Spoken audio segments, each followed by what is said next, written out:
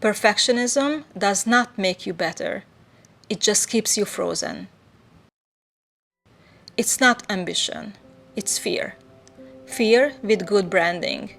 Fear in high heels and a designer coat, convincing you that if you can't do it flawlessly, you shouldn't do it at all. It sells you the lie that your standards make you superior. But what it really does is holding you back.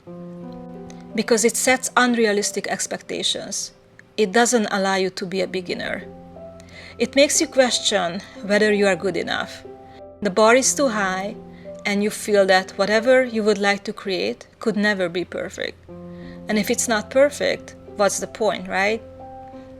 So you stall, you procrastinate, you tinker endlessly or walk away before you even begin. Not because you are lazy, but because you're scared. And perfectionism gives you cover. It lets you use all kinds of excuses while killing your joy, grace, and humility. Fear is running the show. Starting or finishing something is not about discipline. It's not about being tougher. It's about self-forgiveness. That's the only thing that can quiet perfectionism long enough for you to push fear aside and do all the things that your heart desires.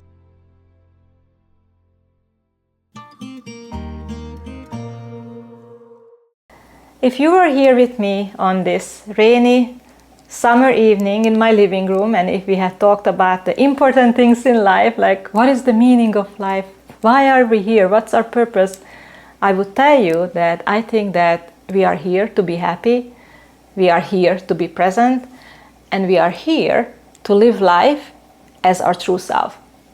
So living life as your true self might mean that there's a message that you'd like to share with the world, that you'd like to inspire people. Maybe there's a business you would like to start, maybe there's a book that you'd like to write, maybe there are songs that you'd like to sing, who knows, right? It can be anything. But no matter what it is, every time we are planning to start something new, there is some fear in it. Fear of looking like a fool, or fear of not being good enough, or fear that someone else is already doing the thing that we want to do, so what's the point of even trying, right? So I'd like to talk about these things for a few minutes. What is perfection anyway? How would you define it? I don't think that we need to define it, because I don't even think that it exists.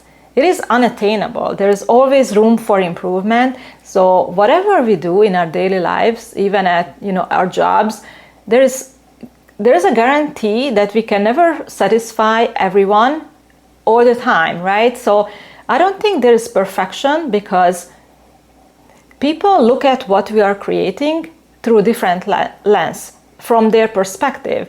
So there is no way that we can predict what anyone is going to think, and it doesn't even matter anyway. I think perfection is unattainable. Perfection is not a goal that we should strive for. I think if we strive for perfection, we set ourselves up for failure, because it is a test that we can never pass. It's impossible. There's this Japanese concept, it's called wabi-sabi, and according to that, the perfection is in the imperfection. So there you go, you have grace, and now you can just enjoy the ride, and you don't have to try that hard, right? The good thing about starting any new adventure is that we are growing along the way in the process as we are creating. It's unbelievable how much room there is for self-improvement. So I think that is the part that we should focus on. There is another Japanese concept, it's called kintsugi, and it's about the art of repairing broken potteries. The broken pieces are glued together with gold and silver and bronze. And what's interesting about this is that the new pieces are much more valuable than the old pieces. So it is like us, as we are growing through the process, at the end we become much more valuable because we are gaining knowledge along the way.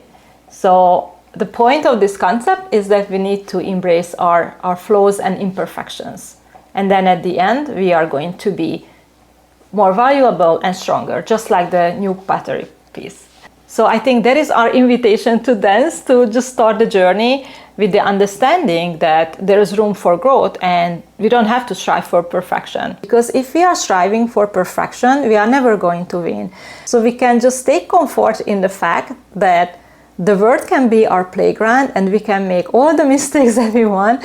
And I think that we should just make it fun and it should be joyful. And you may also think that whatever you are planning to do has already been done before. And that's not surprising because there are not many new ideas in the world. Artists have been working for centuries, for a long, long time, and they are all just borrowing ideas from one another. They are playing off of each other's artwork, they are rejecting another one, so it's fine.